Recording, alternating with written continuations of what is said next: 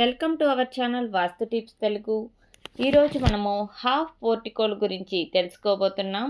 మీ ఇంటి ముందు హాఫ్ పోర్టికోల్ ఉందా? అయితే ఈ వీడియోను చివరి వరకు తప్పకుండా చూడండి. ఎందుకంటే చాలామంది ఈశాన్యం పెరుగుతుందని భావించి చేస్తున్న ఒక చిన్న మార్పు వారి పిల్లల భవిష్యత్తు, ఆస్తులు, వృత్తి ఉద్యోగాలు, ఆర్థిక పరిస్థితిపై తీవ్ర ప్రభావం చూపిస్తుందని వాస్తుశాస్త్రం చెబుతుంది.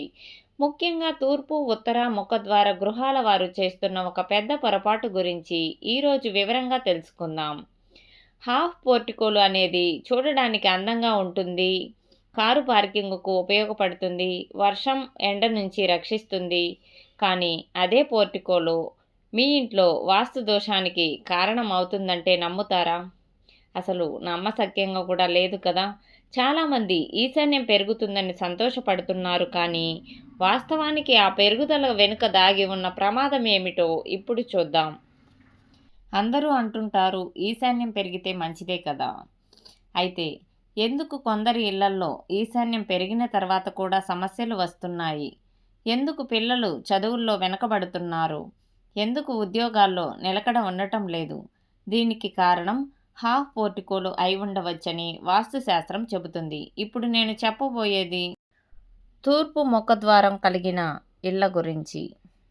హాఫ్ పోర్టికోలు అవకతవకలు. తూర్పు ముఖద్వారము వారు పోర్టికో వలన ఈశాన్యం పెరుగుతుంది అనే ఉద్దేశంతో తూర్పు ఆగ్నేయము వదిలి ఈశాన్యము వరకే పోర్టికోలు నిర్మిస్తున్నారు. దీని వలన ఈశాన్యము పిల్లర్ మీద బరువు అధికమై ఆ ఇంటి పిల్లలు స్థిర చరాస్తులు పలుకుబడి మీద చెడు ఫలితములు కలుగుచుండును. పైగా స్థలముతో తూర్పు ఆగ్నేయము తెరపై చోరరాగ్ని రుణ బాధల పాలు చేస్తుంది.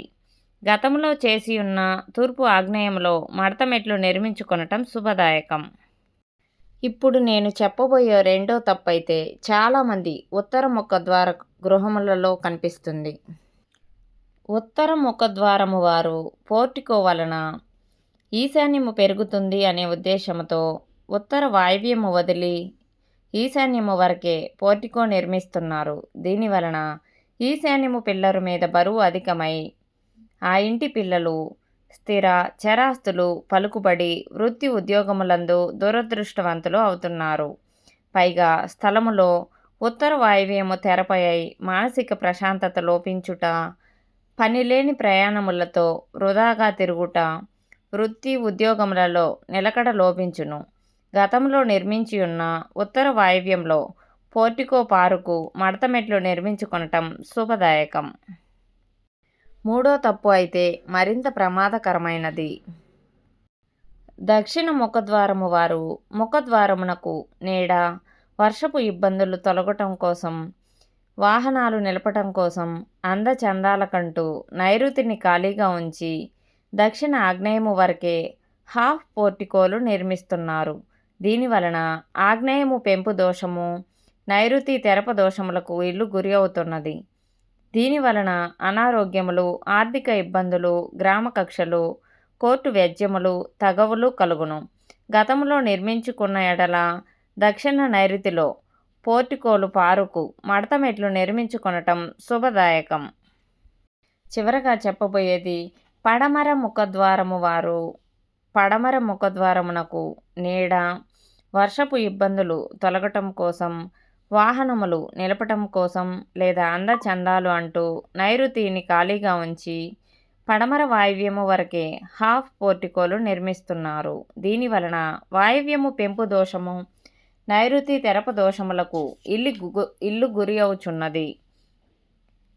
దీనివలన అనారోగ్యములు, తగవులు, బంధుమిత్ర విరోధములు, ఇయ్యాల వారితో కయ్యములు కలుగును. గతములో నిర్మించి ఉన్న ఇప్పుడు ఏం చేయాలి అనే సందేహం అందరికీ కలుగుతుంది. కాబట్టి పశ్చిమ నైరుతిలో పోర్టికో పారుకు మడతమెట్లు నిర్మించుకొనటం శుభదాయకం. చివరగా చెప్పబోయే గమనికను అస్సలు మిస్ అవ్వకండి. ఎందుకంటే మొత్తం పోర్టికోలు నిర్మాణంలో అదే అత్యంత ముఖ్యమైన నియమం. గమనిక ముఖ్యంగా చెప్పున్నది ఏమిటంటే పోర్టికో వలన ఏ దిశ తరిగిపోకూడదు, ఏ దిశయు పెరగకూడదు. ఈశాన్యము పెంపు అంగుళములలోనే ఉండటం శుభదాయకం. చాలామంది వాస్తులో ఈశాన్యం పెరగాలని మాత్రమే గుర్తించుకుంటారు. కానీ వాస్తు శాస్త్రం చెప్పేది ఏమిటంటే, పెంపు కంటే సమతుల్యత ముఖ్యము. పోర్టికోలు నిర్మించటం తప్పు కాదు, కానీ ఒక దిశను పెంచుతూ మరో దిశను తగ్గించటం వాస్తుపరంగా అవకతవకలుగా మారుతుంది. అందువల్ల మీ ఇంట్లో పోర్టికోలు నిర్మించే ముందు లేదా ఇప్పటికే నిర్మించి ఉంటే ఒకసారి పరిశీలించండి. ఎందుకంటే చిన్న నిర్మాణ మార్పు కూడా కుటుంబం, ఆరోగ్యం, ఆర్థిక స్థితి, వృత్తి, పిల్లల భవిష్యత్తుపై ప్రభావం చూపే అవకాశం ఉందని వాస్తుశాస్త్రం సూచిస్తుంది. ఈ సమాచారం మీకు ఉపయోగపడితే ఒక లైక్ చేయండి. మీ బంధువులు, స్నేహితులు ఇళ్లలో కూడా హాఫ్ పోర్టికోలు ఉంటే వీడియోను వారితో షేర్ చేయండి. ఇలాంటి ప్రామాణిక వాస్తు విషయాల కోసం మా ఛానల్ను సబ్స్క్రైబ్ చేసుకొని బెల్ ఐకాన్ని ప్రెస్ చేయండి. మరో ఆసక్తికరమైన వాస్తు అంశంతో తిరిగి కలుద్దాం. నమస్కారం.